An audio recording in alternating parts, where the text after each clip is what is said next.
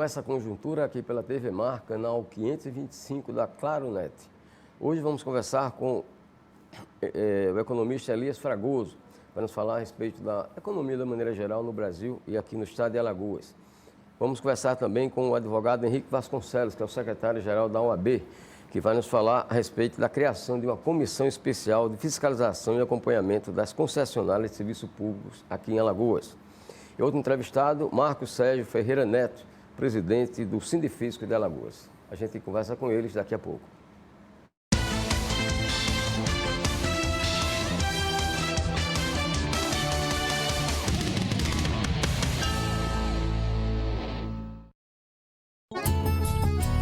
Olha quem chegou em Maceió, olha quem chegou em Maceió, é o suco Prates, direto da fruta, natural e sem açúcar. Olha quem chegou em Maceió, olha quem chegou em Maceió, é o suco Prates, direto da fruta, natural e sem açúcar.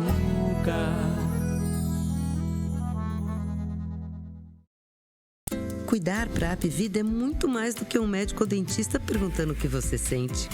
É acompanhar você de perto, da prevenção ao tratamento. É saber que sintomas podem ser parecidos, mas não existem dois pacientes iguais. Gostamos de ver você aproveitando a sua saúde para valer. Por isso, procuramos conhecer bem cada cliente, para cuidar melhor de todos. Apivida. Cuidar é para quem conhece. Um futuro com consumo consciente é feito todo dia. Fique ligado nessas dicas de economia. Desligue a TV quando não houver alguém assistindo e use a função timer para evitar dormir com ela ligada. Modelos modernos e com selo Procel também fazem sua parte, gastando menos energia. Aparelhos em stand-by também consomem. Então, retire da tomada quando não estiver usando. Essas mudanças fazem diferença na sua fatura e para o planeta. Equatorial, pelo futuro, todo dia.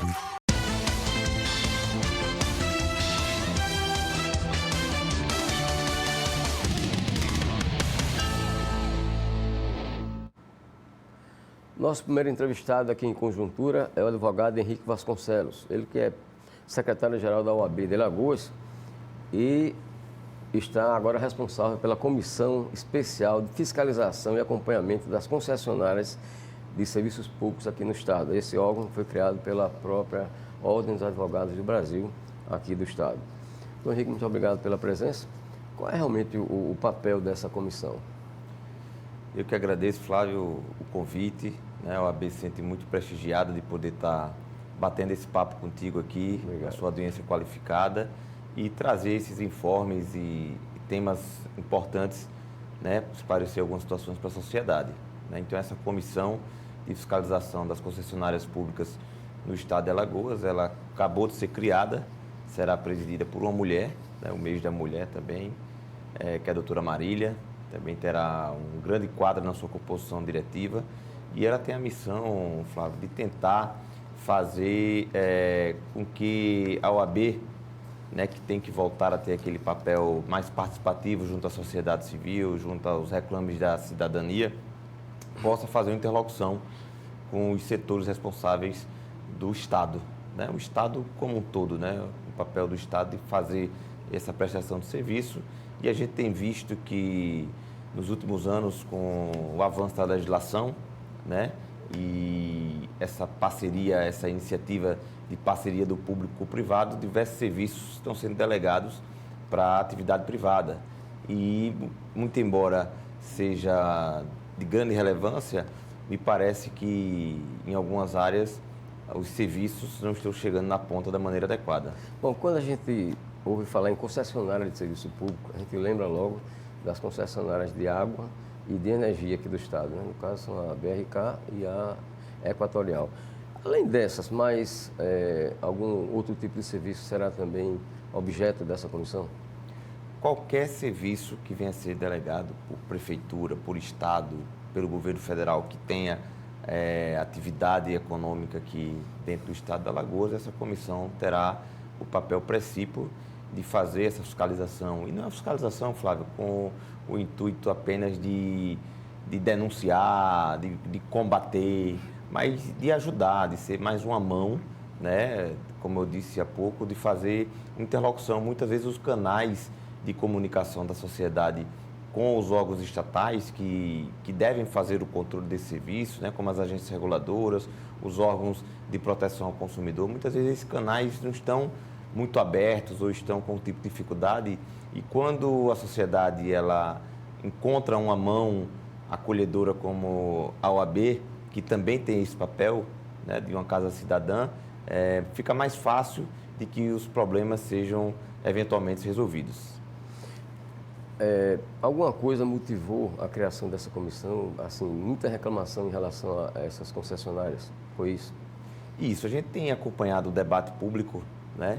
Inclusive houve uma comissão externa do Senado Federal aqui no estado de Alagoas, eu pude ir participando, representando a instituição, e a gente tem acompanhado o quanto tem havido de reclamação, né, na prestação desse serviço público, que a gente não está entrando aqui em debate político, no acerto ou no erro da forma de se fazer a repartição de recursos ou a forma que se fazer o leilão, ou etc. O que a gente está entrando aqui é na situação muito clara, né, que me parece, uma vez que são inúmeras reclamações que a gente percebe via a imprensa e via também os canais de comunicação que a gente tem lá na OAB, e que, de fato, me parece que os serviços dessas concessionárias que já estão agindo e atuando aqui no Estado, eles não estão a contento no que se refere à entrega da prestação de serviço público. Dessa reunião que houve aqui com da comissão, audiência pública, né, de uma comissão do Senado Federal, em relação ao fornecimento de água, o serviço de água aqui em Alagoas. Algum resultado prático? Olha, Flávio, o que a gente percebeu lá foi um encaminhamento, né, diversos depoimentos, atores do governo foram lá fazer algumas explicações, atores, inclusive, da própria BRK, também foram fazer algumas explicações. Eu imagino que ainda esteja numa fase de apurar, né, quais encaminhamentos. Foi percebido que diversos segmentos da sociedade civil puderam ter a oportunidade de se manifestar, de trazer à tona a realidade que estão vivendo, assim como outros parlamentares estiveram presentes lá, de nível estadual e federal, para fazer sugestões. Acredito que ainda está numa fase inicial de encaminhamento.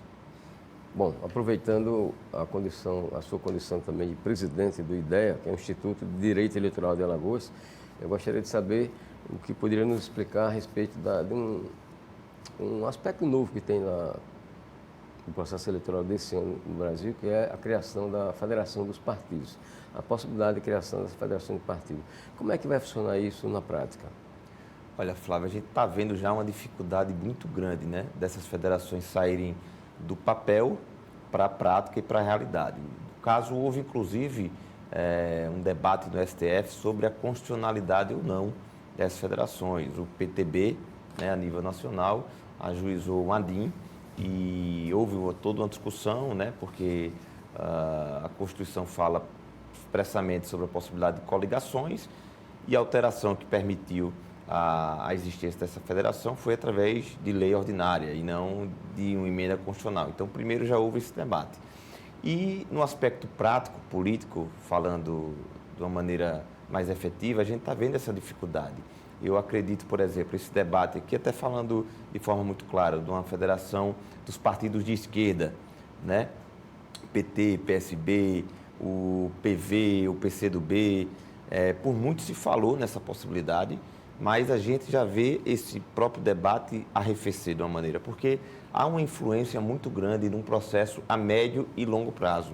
Uma coligação, ela era uma união de partidos para aquele determinado momento e aquele cenário eleitoral. Acabou-se a eleição, esvaziava-se aqueles quadros de coligação e cada partido ia viver sua realidade. A federação não.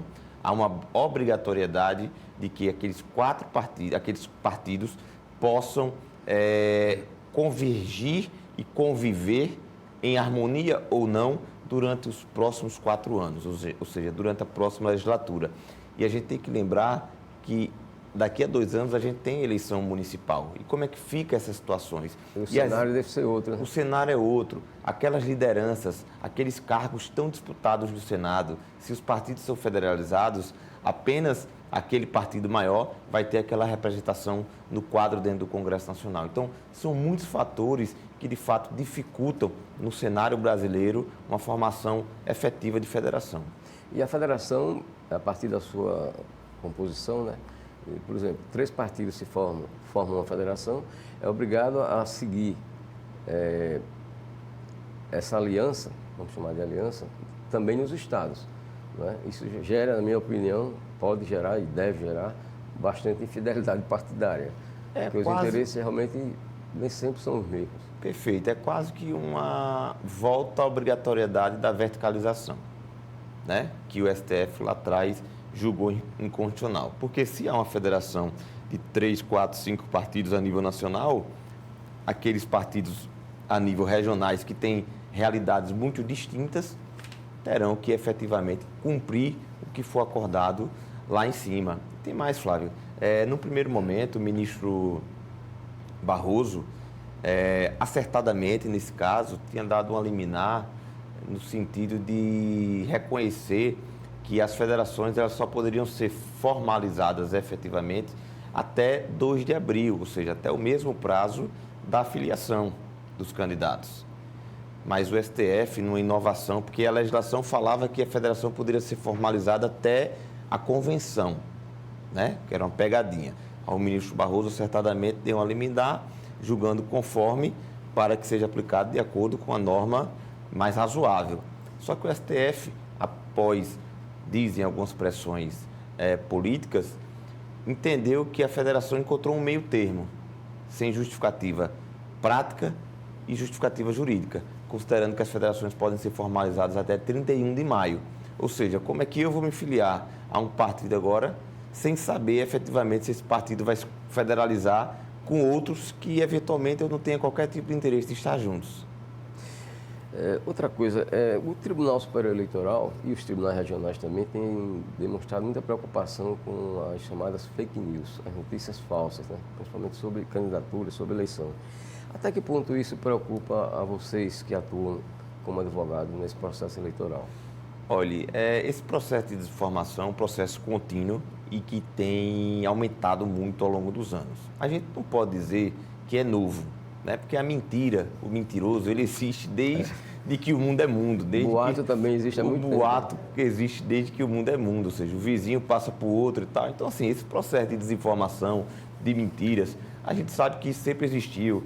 Antigamente, quando não tinha uma internet tão célere de alcance a tanta gente, a gente que começou um pouco mais lá atrás, a gente via os carros de som mentindo, a gente via o cara mentindo numa entrevista de rádio e etc e tal. Só que, de fato, o processo de informação, ele ganhou uma amplitude muito grande, ele ganhou também as possibilidades de serem impulsionados através de grupos econômicos. E o que mais chama atenção e há em debate é, de fato, esses grupos organizados que se reúnem para financiar eventuais mentiras, eventuais questões que denigram ou que tragam prejuízos a candidatos. Então, assim, é uma preocupação perene, contínua e que deve existir e que o Tribunal Superior tem tratado de maneira muito séria, inclusive chamando todos esses grandes grupos, essas grandes corporações de mídias sociais para poder ajudar. A gente viu o exemplo agora da decisão do Telegram, sem entrar aqui em debates sobre a